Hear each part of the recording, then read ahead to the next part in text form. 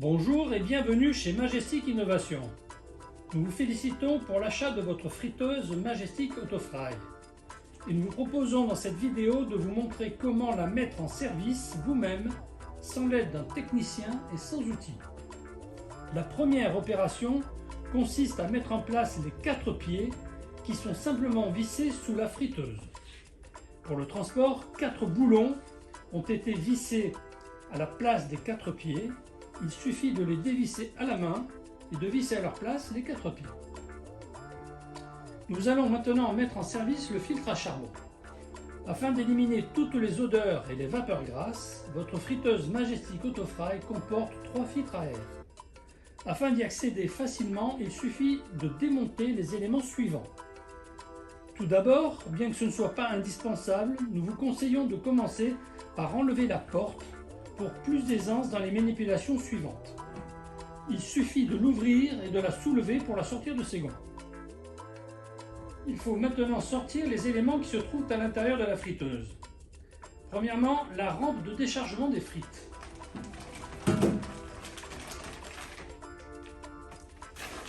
Ensuite, vous trouverez la notice d'utilisation avec les clés de la friteuse qui permettent de verrouiller la porte. Ensuite, le panier.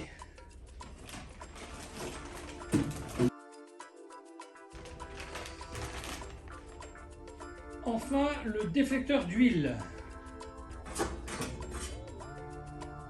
qui se trouve ici. Puis, il faut maintenant désassembler la résistance qui comporte une poignée. Donc pour la sortir, il suffit de la saisir et de la soulever vers le haut pour la déclipser de ses connexions électriques. Ensuite la dégager et la sortir, tout simplement. Enfin, nous avons accès donc au pot à huile qui lui est juste posé dans le fond de la friteuse. Il suffit de faire coulisser vers l'avant pour le sortir.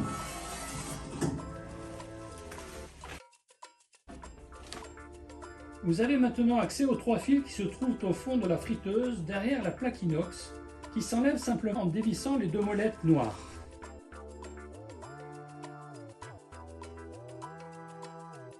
Se trouve d'ailleurs sur cette plaque une étiquette orange qui vous rappelle qu'il faut enlever l'enveloppe plastique qui entoure le filtre à charbon. Vous pouvez visualiser les 3 filtres. Le premier filtre incliné, le deuxième filtre intermédiaire et en haut le filtre à charbon. Sortez le filtre à charbon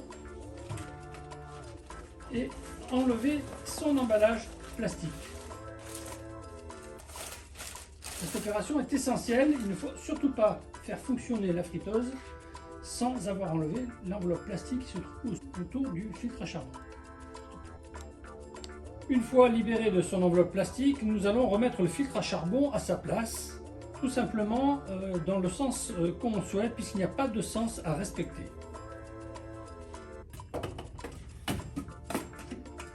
Nous allons donc maintenant remettre la plaque du fond, qui elle, en revanche, a un sens à respecter. Vous voyez donc inscrit sur le bord supérieur l'inscription top. Donc il faut effectivement placer la plaque avec le top vers le haut et visible vers vous, c'est-à-dire vers l'extérieur.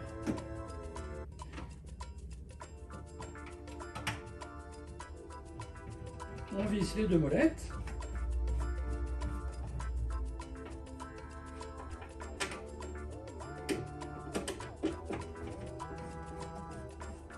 Ainsi, les 3 filtres sont bien en place, puisque en fait il est essentiel de savoir que la friteuse ne peut pas fonctionner sans la présence de ces 3 filtres.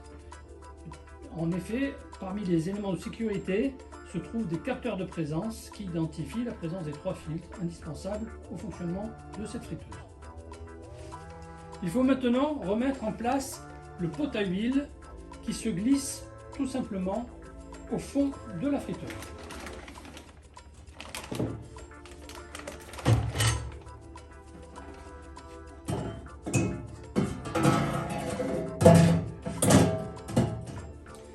Nous allons maintenant remettre la résistance en place.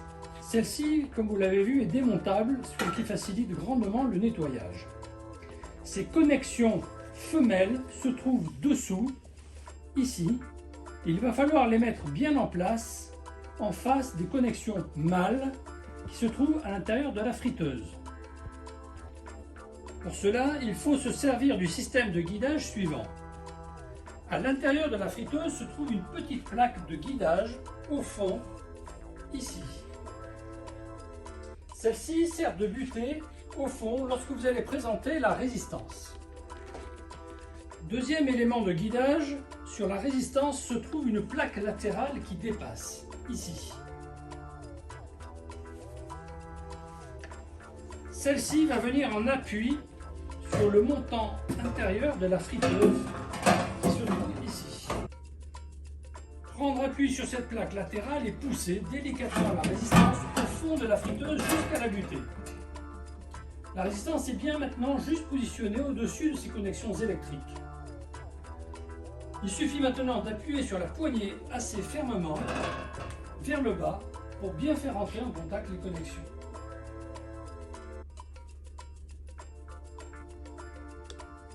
Maintenant que la résistance est installée, mettons en place le déflecteur d'huile qui est juste posé sur le pot à huile, comme ceci.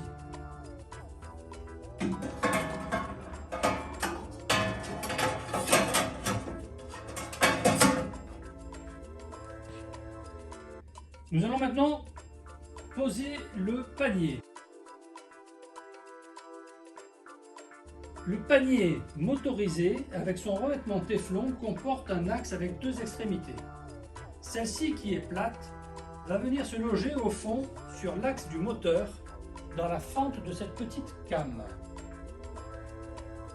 L'autre extrémité se glisse dans cette fente.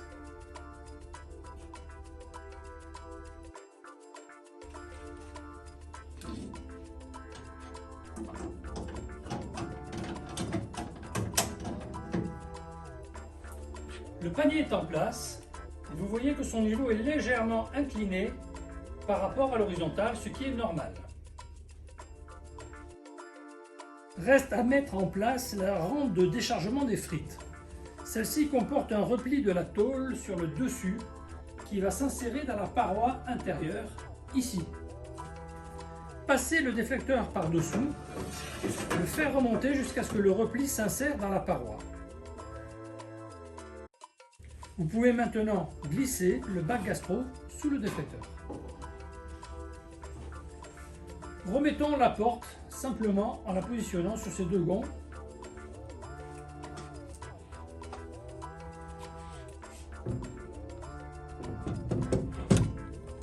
Et fermons la porte. Si vous avez opté pour la lampe de maintien au chaud, il suffit de faire glisser ces deux pattes de fixation dans les encoches situées sur le côté de la friteuse.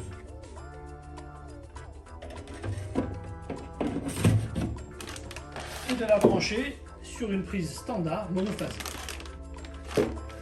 Ainsi, lors de l'éjection automatique en fin de cuisson, vos frites seront maintenues au chaud le temps du service. Votre friteuse est prête à l'emploi. Bonne frite!